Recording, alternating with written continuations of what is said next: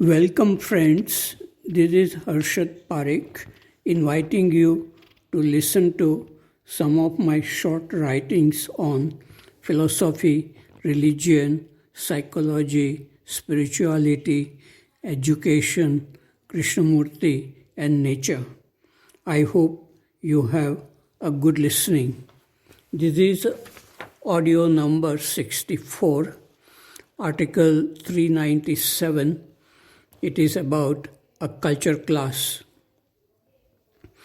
When the mind of the speaker is silent, relaxed, and students are listening attentively, beautiful words of wisdom come effortlessly in proper order.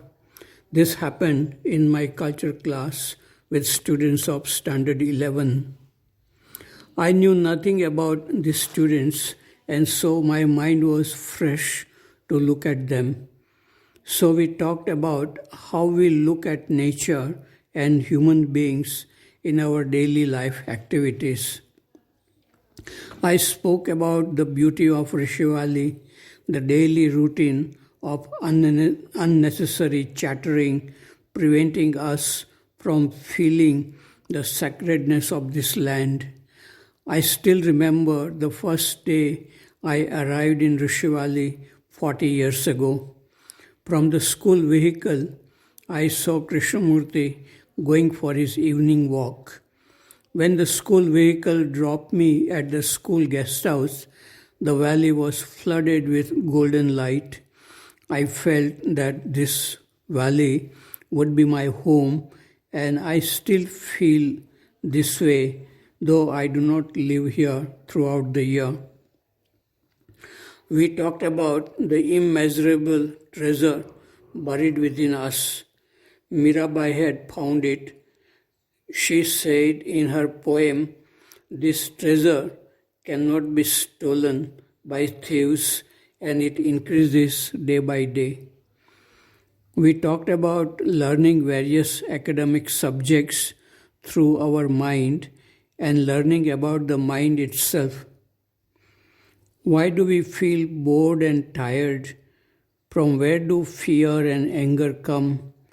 The nature of I, which blocks us from true love, beauty, freedom. We talked about some well known professors whom I knew who were depressed in spite of having good knowledge of science, and a young and beautiful actress committing suicide in spite of being successful as a model. It was due to rejection by her boyfriend to whom she was attached. Love is not attachment. If you love, you cannot be unhappy. It is the absence of I.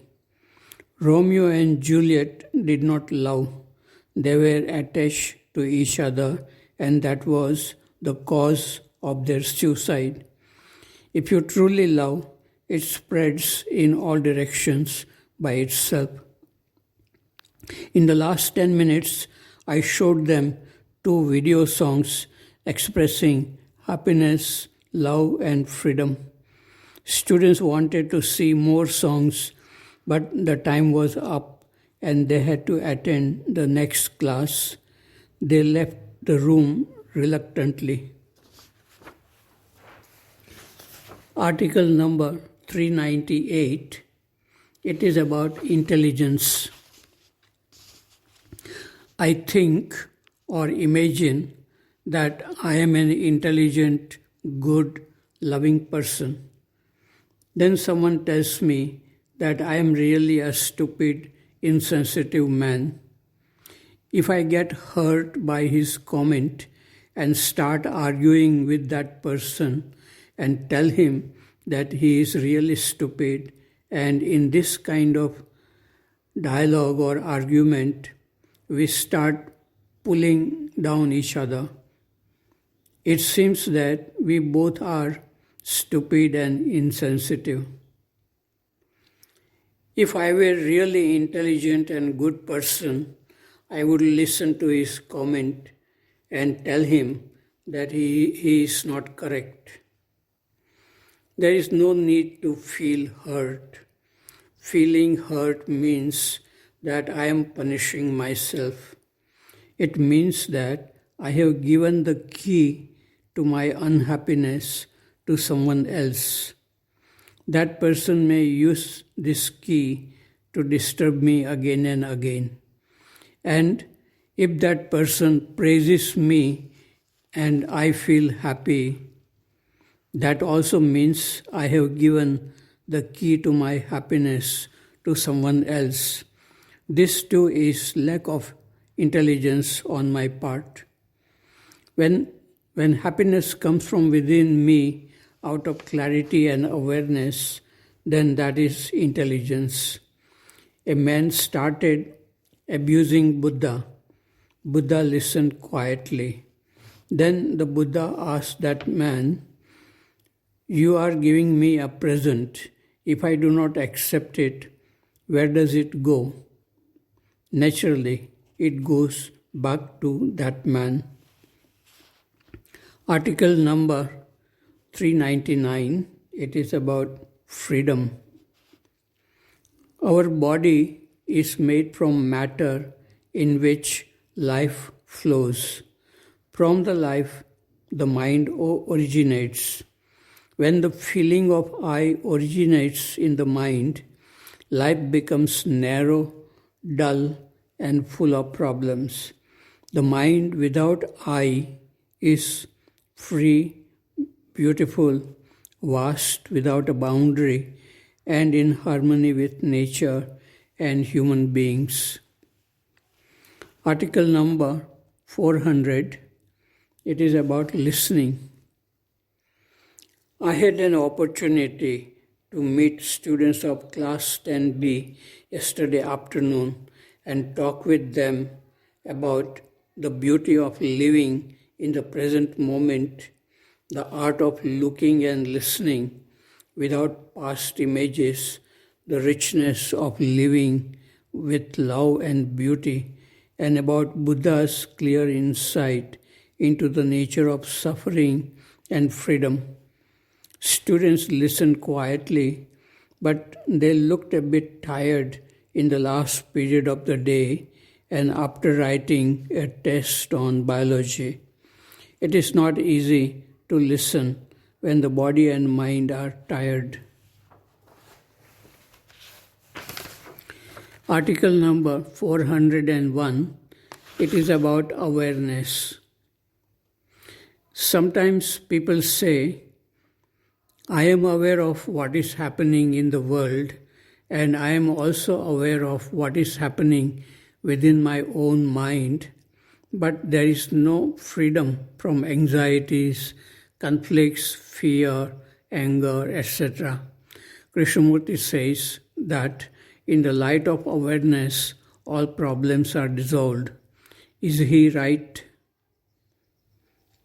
Well, what people call awareness is not awareness. It is just a thought among many thoughts which come habitually, mechanically, or intellectually.